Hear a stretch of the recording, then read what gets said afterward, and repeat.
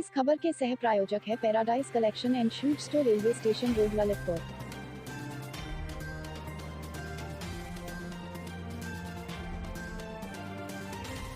इस खबर की सह प्रायोजक Sanskar valley academy school, Mahrauni road, Masaura Kala, Lalitpur. नमस्कार, ललितपुर लाइव टीवी में आप सभी का एक बार फिर से बहुत बहुत स्वागत है। ये डालते एक नजर ललितपुर जिले की कुछ प्रमुख और खास खबरों पर ललितपुर लाइव टीवी के इस फटाफट बुलेटिन में। तब तक आप बने रहिए ललितपुर लाइव टीवी के साथ। आइए अब शुरुआत करते हैं ललितपुर जिले की सबसे बड़ी खबर से।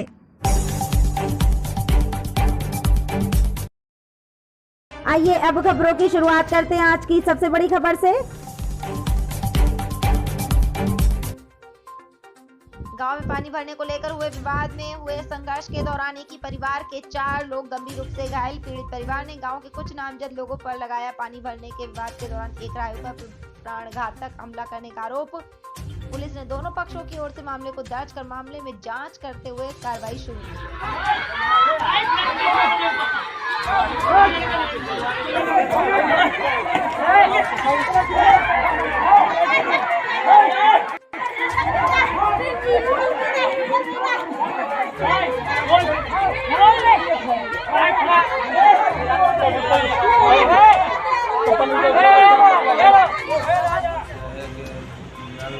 पानी वानी से लेकर भाभी को विवाद हुआ होगा उसका, तो भाभी को मारपीट कर दी, उन लोगों ने मार दिया। हम लोग आ रहे थे दवाई डाल के अपने का से मारा है आपके लिए? हम लोग आ रहे थे तो वो लोग पहले से ही बैठे थे, हम लोग द्वारे से निकले उनके।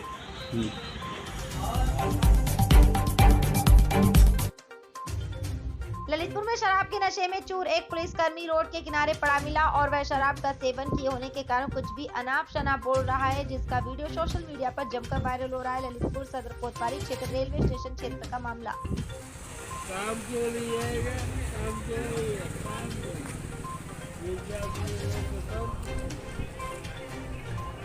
क्यों काम?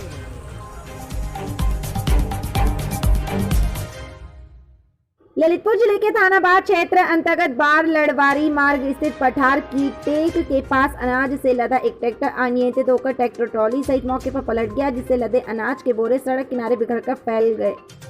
इस घटना स्थल पर मौजूद लोगों ने बताया कि अचानक गाय के सामने आ जाने से उसे बचाने के चक्कर में ट्रैक्टर की ट्रॉली पलट गई। ट्रैक्टर पारोन निवासी भरत कुशवाहा का बताया जा रहा है, जो किसानों की फसल को मंडी बेचने जा रहा था।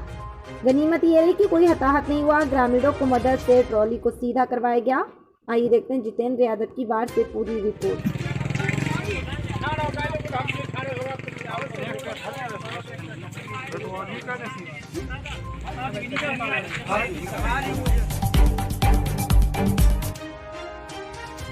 ललितपुर जिले के ब्लॉक बार अंतर्गत ग्राम देवरान गांव के ग्रामीणों ने बताया कि विद्युत विभाग की उदासीनता के चलते भीषण उमस भरी गर्मी में उन्हें विद्युत आपूर्ति सुचारू रूप से नहीं मिल रही है, जिससे ग्रामीणों का जीना मुहाल है। और साथ ही बिजली नहीं आने से कूलर, पंखा सहित तमाम विद्युत उपकरण शोपीस बनकर रह गए हैं और गांव में रखा विद्युत ट्रांसफार्मर भी सही तरीके से लाइट नहीं निकाल रहा है, जिस कारण विद्युत वोल्टेज बहुत ही कम आ रहे हैं। स्कूलों में भी लाइट नहीं आने से पंखे नहीं चल पा रहे हैं। काफी मुसीबत भरा साबित हो रहा है। ग्रामीणों ने विद्युत ट्रांसफार्मर सुधरवाने और लो वोल्टेज की समस्या के निस्तारण करने की मांग की है। उन्होंने कहा कि यहाँ के जनप्रतिनिधि पर तंत्र कसते हुए कहा कि यहाँ के जनप्रतिनिधि चुनाव जीतने कभी उनका हाल जानने नहीं आए। आइए देखते हैं जितेंद्र यादव की बात। ललितपुर जिले के तहसील पाली कस्बे में मात्र थोड़ी सी जोरदार बारिश में सफाई की व्यवस्था के साथ साथ पानी निकासी की नगर पंचायत की व्यवस्था की पोल खुलती नजर आई। जगह जगह गली मोहल्लों में बरसात का पानी जमा हो गया, जिसमें नगर के लोगों का घर से बाहर निकलना दुभर हो गया। खास तौर पर स्कूली बच्चों को काफी कठिनाइयों का सामना करना पड़ रहा है। तो इस तरह यहाँ नगर पंचायत की पोल खुलती नजर आई।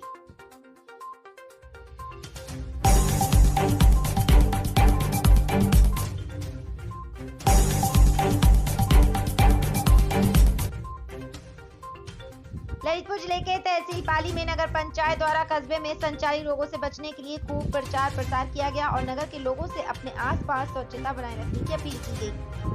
लेकिन यहाँ के लोगों का कहना है कि नगर पंचायत द्वारा नगर में जगह जगह कचरे कूड़े के ढेर लगे हैं एवं गंदगी फैली है, पहले उसी को साफ करवाया जाए, क्योंकि सबसे ज्यादा गंदगी नगर पंचायत क्षेत्र में है।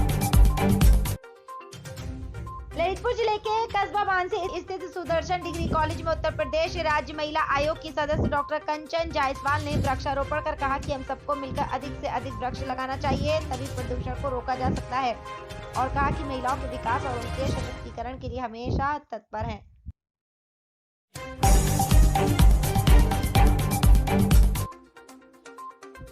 उत्तर प्रदेश राज्य महिला आयोग द्वारा अपने भ्रमण कार्यक्रम के तहत मिशन शक्ति फेज 4 के अंतर्गत लोक निर्माण विभाग के PWD गेस्ट हाउस में महिला उत्पीड़न की समस्याओं के निस्तारण हेतु जल्द से जल्द उनके निराकरण का आश्वासन दिया। ऑनलाइन करना पड़ेगा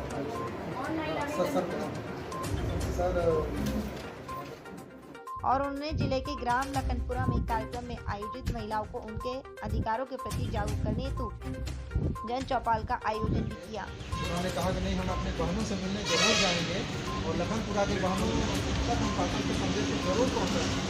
इसके लिए उन्होंने समय दी, इसके लिए हम उनका ताली बजा करके स्वागत करते हैं और दे करके आप सबके प्रतिनिधि के रूप में मोदी का स्वागत किया। हमारे विभिन्न विभागों के अधिकारियों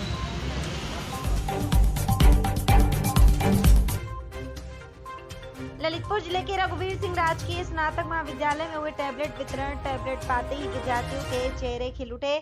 इस कार्यक्रम की अध्यक्षता प्रधानाचार्य केशव देव द्वारा की गई, जिसमें टैबलेट वितरण किए गए।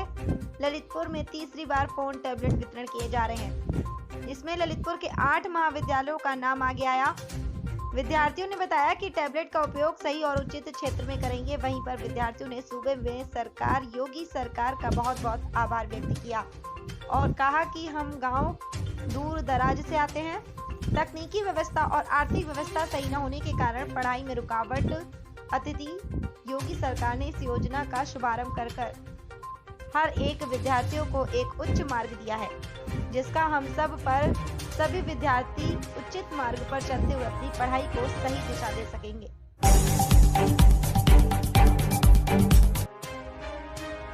ललितपुर जिले के थाना बानपुर क्षेत्र ग्राम वीर के समीप, जहां पर देर रात एक मोटरसाइकिल अनियंत्रित होकर फिसल गई, जिससे बाइक चालक गंभीर रूप से घायल हो गया। इस घटना की सूचना मिलते ही थाना बानपुर पुलिस ने मौके पर पहुंचकर आनंद फानन में 108 एम्बुलेंस लगवाया, जिससे उसे इलाज के लिए ले गए।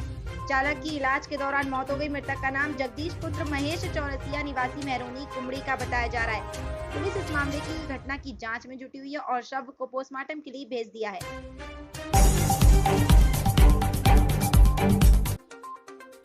ललितपुर जिले में प्रगति रक्तदान सेवा समिति की सराहनीय पहल लगातार जारी है। उसी क्रम के चलते प्रगति रक्तदान सेवा समिति के 3 सदस्यों ने किया रक्तदान, जिसमें समिति के सदस्य शाहिद कुरैशी और इरशाद अली और नीरज यादव ने 3 जरूरतमंद परिवारों को रक्तदान।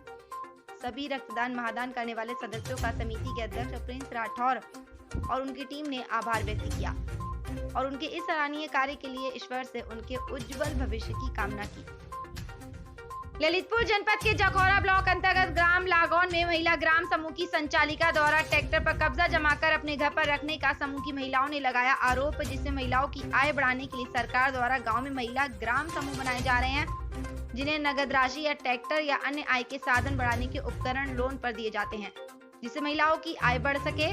लेकिन ग्राम समूह संगठन में यदि संचालक महिला द्वारा ही लोन पर उठाए गए ट्रैक्टर पर कब्जा कर लिया जाए तो अन्य समूह की महिलाओं को इसका फायदा कैसे मिलेगा। समूह की अन्य महिलाओं ने संपूर्ण समाधान दिवस के मौके पर अधिकारियों से शिकायत की है कि ग्राम लागौन में सोच महिला समूह बनाया गया था, जिसमें समूह के द्वारा एक ट्रैक्टर लोन पर लिया गया था, जिसमें आय होने पर सभी महिलाओं को बराबर बांटी जाएगी और उसी में से ट्रैक्टर का लोन भरा जाएगा। लेकिन समूह संचालिका रीना नाम की महिला ने उस ट्रैक्टर पर स्वयं कब्जा कर रखा है और वह स्वयं उसे अपने घर पर रखती है और उससे जो भी आय होती है वह स्वयं रखती है। उसे कभी महिलाओं में आपस में नहीं बांटा गया और ना ही वह मीटिंग में उपस्थित होती है। उसने हम 3 महिलाओं से 1,10,000 रुपया जो CISF का हम लोगों को दिया गया था वह उसने वापस जमा करवा लिया। की शिकायत खंड विकास अधिकारी से भी की गई, लेकिन अभी तक कोई कार्रवाई नहीं हुई। समूह के BM ब्रज नायक हैं, उनको भी अवगत कराया गया, लेकिन उनके समझाने पर भी वह नहीं मानती। हम चाहते हैं कि वह ट्रैक्टर समूह की सभी महिलाओं का है अतः उससे होने वाली आय सभी को बराबर बांटी जाए और सभी लोग मिलकर उसका लोन भरेंगे। आपको कोई मतलब नहीं है। ट्रैक्टर कहाँ है इस समय? ट्रैक्टर भी ना के पास रखा है। चलता है नहीं चलता? चल रहा है सर, रात दिन से वो तो बोनी में जुताई में हर चीज में चला रही है, लेकिन आज तक किसी को कोई मतलब नहीं है। और किसी को फायदा देती है पैसा? किसी को फायदा नहीं दे रही। आपने उच्च अधिकारियों से शिकायत की है? सर की थी, हम वीडियो साहब के पास भी गए थे 10-15 दिन पहले, जब खड़ा ब्लॉक पे गए थे तो वहाँ पर भी उन्होंने किया हम हिसाब किताब करवा देंगे। और हमारे BM है जो ब्रज नायक, उनको भी उन्होंने बताया था, तो वो कहने लगे ठीक है हो जाएगा हिसाब किताब। फिर हम सर दे के आए, फिर इसका बात कुछ पता ही नहीं है, ना कोई हिसाब लेने आया सर कोई अधिकारी, ना कुछ आता ही नहीं कोई। हम महिलाओं इकट्ठी भी मीटिंग लगाती हैं तो ना वो मीटिंग में आ रही, ना कह देती हम करवा देंगे। सर 2 साल से बोल रही कि हम मीटिंग लगाएंगे। अभी कहाँ आए थे आप लोग? अभी हम जिलाधिकारी के पास। जिलाधिकारी और पुलिस अधीक्षक कार्यालय की ओर, जहां जिले के हर कोने से आए फरियादियों की आखिर क्या है समस्याएं और उनकी समस्याओं का किस तरह होता है यहां निराकरण। जब तक बने रहिए ललितपुर लाइव टीवी के साथ। जब से 2.0 योगी जी की सरकार द्वारा आई है, तब से नगर की लाइट व पानी की व्यवस्था पूर्ण रूप से चरमरा गई है। आप देखेंगे पिछले 3-4 महीने में ललितपुर की नगर की जनता बूंद बूंद पानी के लिए तरस रही है और अघोषित लाइट की कटौती, आदमी बता नहीं सकता कि कितनी बार लाइट गई। और सबसे बड़ी बात है कि जल संस्थान नगर से 6 महीने का एडवांस बिल जमा करा लेता है।